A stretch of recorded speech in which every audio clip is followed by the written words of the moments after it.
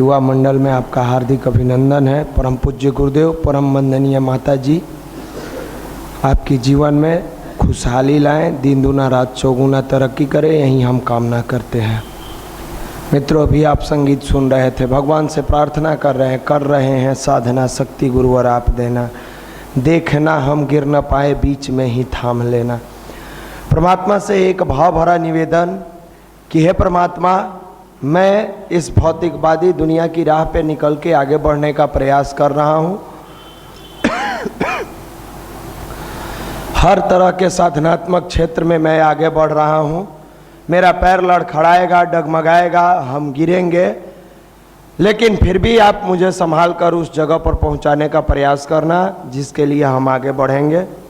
हम बदलेंगे, युग बदलेगा, इसी विचार को लेकर हम आगे बढ़ने का काम कर रहे हैं। मेरे मित्र, युवा मंडल जब से शुरू हुआ तब से लेके आज तक लगातार हम लोगों ने देखा है कि सक्रियता रूप से जिन भाइयों ने दिल से और ईमानदारी से काम किया, सफलता प्राप्त करते चले गए। आप पीडीसी का क्लास समाप्त हुआ, बहुत सारे भाइयों ने पीडीसी किया। पिछले सप्ताह रात में मैं अनुभव पढ़ रहा था, हम थे, मनीष भैया थे, सब लोग बैठ के आप लोग जो अनुभव देते हैं उसको बड़ा बारीकी से हम लोग पढ़ते हैं। हम लोग उसमें जैसे एक वैज्ञानिक होता है, अपने चीज़ों को शोध करने का प्रयास करता है, हम लोगों का भी प्रयास रहता है कि किस प्रकार का कार्य किया जाए कि अपना मिशन अखिल विश्व गायत्री परिवार और बेहतर हो और युवा के साथ हो। जिसके पास युवा शक्ति है वो देश की सबसे ताकतवर शक्ति के साथ है।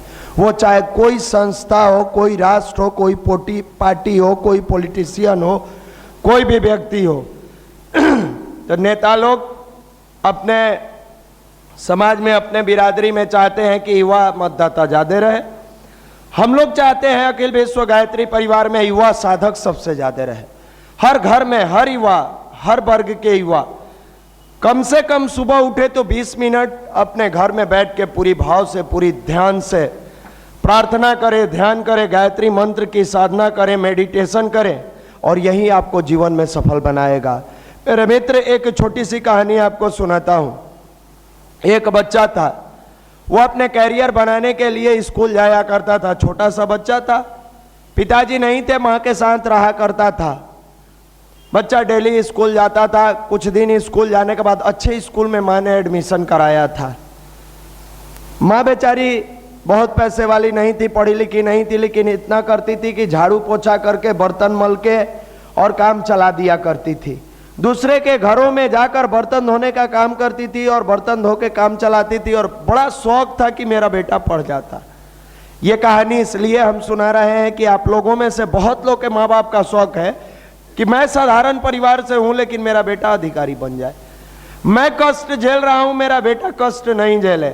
मैं अपनी जिंदगी में पैसे के लिए संघर्ष किया लेकिन मेरा बेटा नहीं करे। मेरा बेटा सामाजिक प्रतिष्ठा के साथ पैसा कमाए, केवल पैसा नहीं कमाए, सामाजिक प्रतिष्ठा। और सामाजिक प्रतिष्ठा तब मिलती है जब आप समाज में कुछ करते हैं, समाज के लिए कुछ करते हैं, और समाज के उन वर्गों के लिए करते हैं जो समाज में तिरस्कार के पात्र हैं, जिसको पूरी दुनिया उनको तिरस्कार करके जीती है।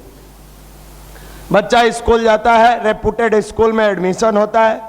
सपोज दैट, मान लीजिए पटना का डीपीएस स्कूल, डीपीएस जो है। कुछ दिन जाने के बाद प्रिंसिपल एक लेटर देते हैं और कहते हैं जाके छोटा बच्चा है अपनी माँ को दे देना। माँ लेटर खोल के पढ़ती है और पढ़ने के बाद लेटर को बंद करके अपने अलमीरा में रख देती है। बच्चा माँ से पूछता है, माँ प्रिंसिपल साहब ने पत्र में क्या लिखा है? माँ कहती है, बेटा उन्होंने लिखा है आपका बेटा ओवर ब्रिलियंट है, अति मेधावी है, इसको पढ़ाने वाला शिक्षक हमारे स्कूल में मौजूद नहीं है, इसलिए कृपया इसको किसी अन्य स्कूल में दाखिला करा दें। आपका बेटा इतना तेज है कि इसको पढ़ाने के लिए मेरे स्कूल में कोई योग्य टीचर नहीं है, इसलिए बच्चे का दाखिला किसी अन्य स्कूल में करा दें।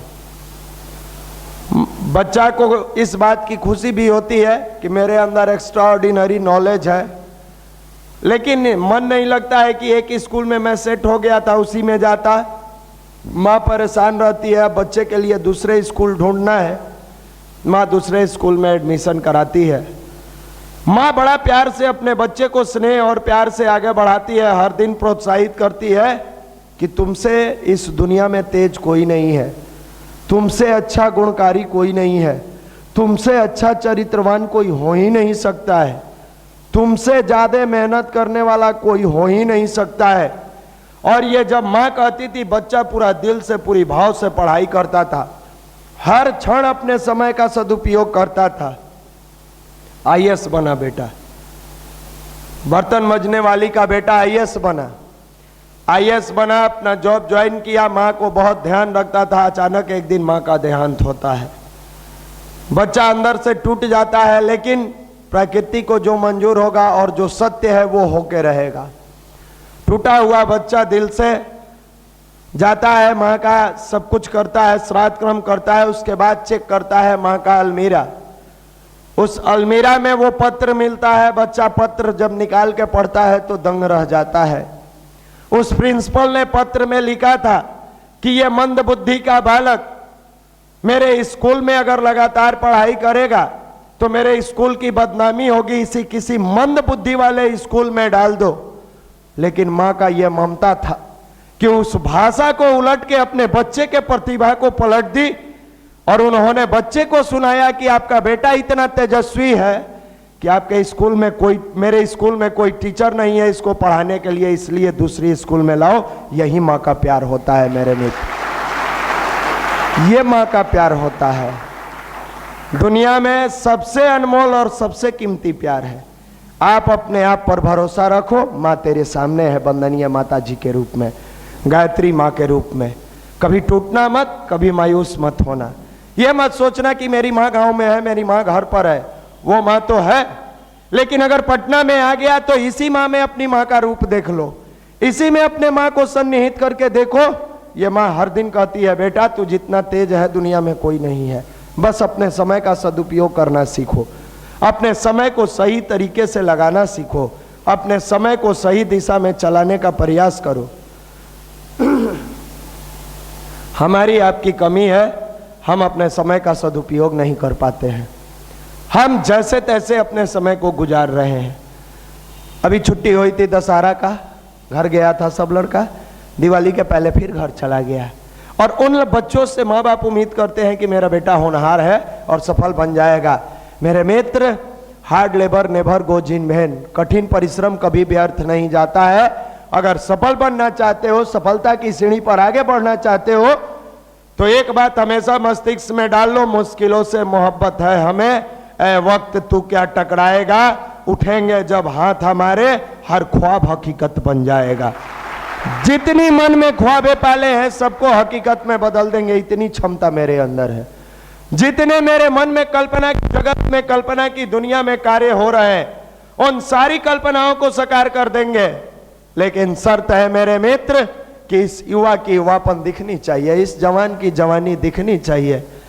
लगा दो आग पानी में, जवानी इसको कहते हैं। जवानी इसको नहीं कहते हैं, पढ़ रहे हैं हो ये जाएगा, कितना दिन में होगा, हो ये न जाएगा।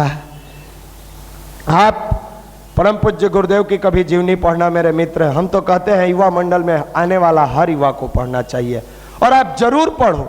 गुरुदेव ने कितने संघर्ष किए, 2 किताब गुरुवर की जरूर पढ़ना, जिंदगी में बहुत शिक्षा देगी।